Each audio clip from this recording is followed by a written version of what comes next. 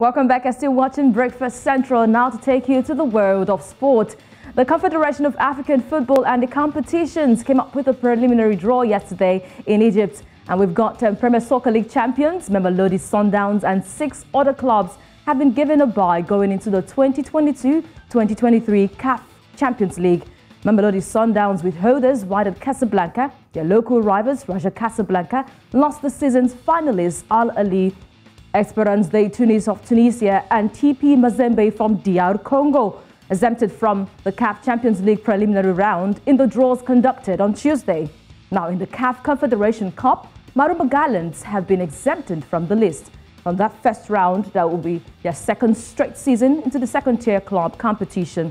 The first round of competition, the opening legs of both the competition, will take place from September 9 to 11, with the second leg being played between September 16 and 18.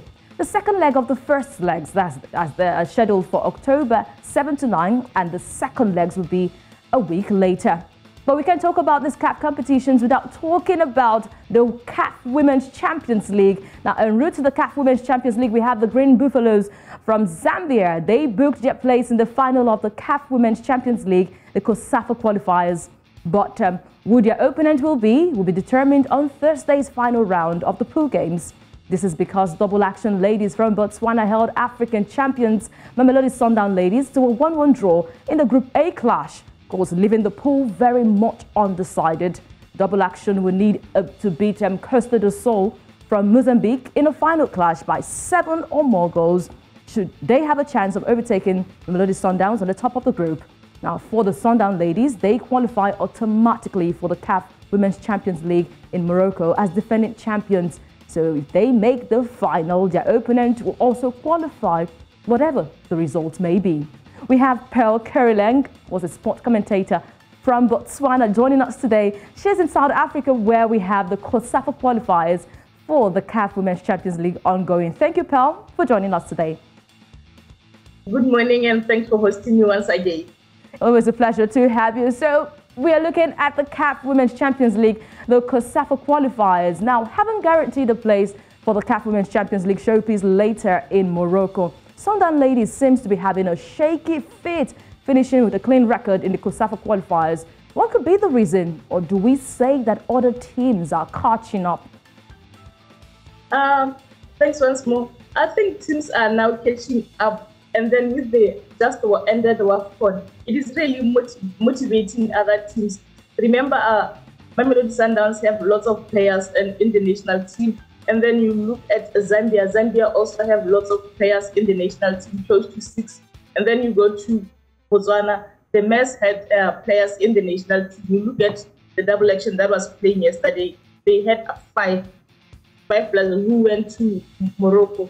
So always, all the time, playing against South Africa or Mamelodi Sundowns, to all the teams, it is really a motivation. No need for the coach to say anything to players also. So I don't know if the players knew that they won 8-1 in the first game, and then last year they did beat double action by 6-0. So maybe it was just in their mind that, oh, we did beat this team, so this time around we are going to score more goals. Maybe that is how it went. But double action were more prepared. Even the coach said, no, we knew their formation, so we had to pin them on that 3-5-2 that they were using. Okay, we're seeing these teams catching up now. Most of the players that make up these domestic sides had their showing for the Women's African Cup of Nations. Mamelodi Sundowns had a lot of ladies from South Africa who turned up for them, not forgetting the double action too. But Green Buffaloes from Zambia will take on whichever team qualifies between Botswana's double action and also Mamelodi Sundowns. How important is this final match for both teams? It will be important because every team want to go to the finals. Every team want to win nowadays. We don't expect any team nowadays to be just saying, this team is really dominant, but that is story of the past. So with double action playing tomorrow against the Costa do Sol, they'll have to score 7 goals or more. Or if they have to be safe, they need to score 9. And then that team doesn't even score anything. So with Green Buffaloes, player of the match, who was at the tournament, they took bronze. She said, last year we missed this tournament. Some of the strikers were not here. So this time around, we are here. So we are taking it home. So this is really a motivation when the players really want to win.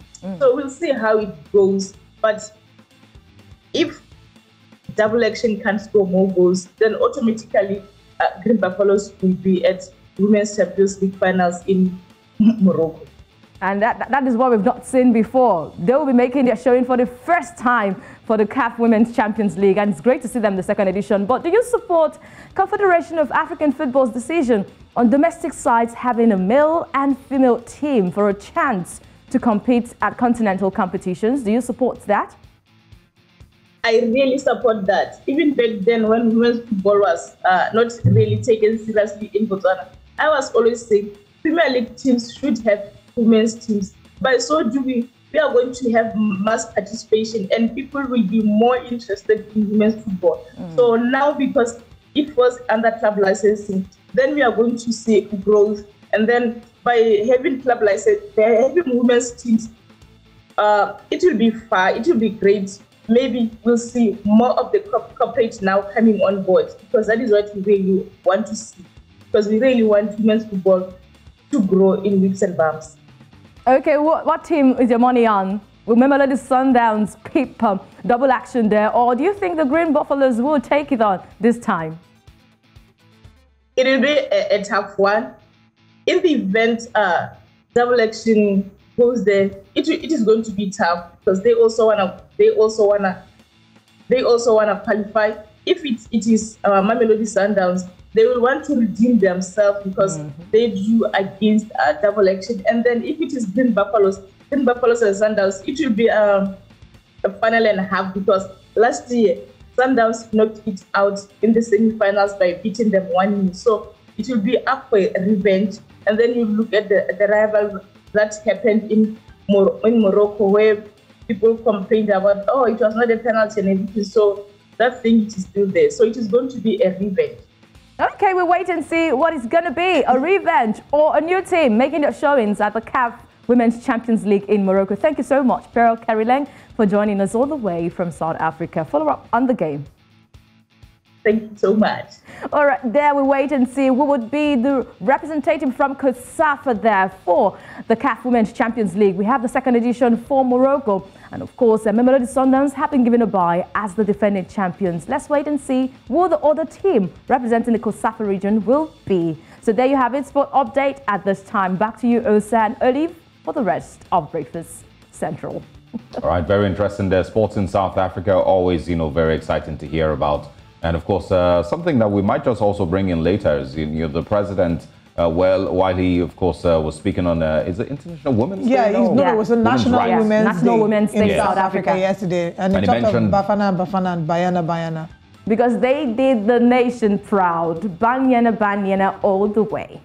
Yeah, but he raised a very valid concern, which is the fact that the way that they are being remunerated is it's not the way that the men are. Yeah. And we find that gender pay gap, unfortunately, prior to COVID, there were reports that it would take 100 years to close the gender pay gap. But now it's moved up to 136 years. It might take a long time before we're able to get to the point where men and women will do the same job and get paid the exact same thing. I mean, in sports, people would always argue, and I don't know if when you chip in on this one, people always argue that the sports that bring in the more revenue, of course, will get their players paid higher.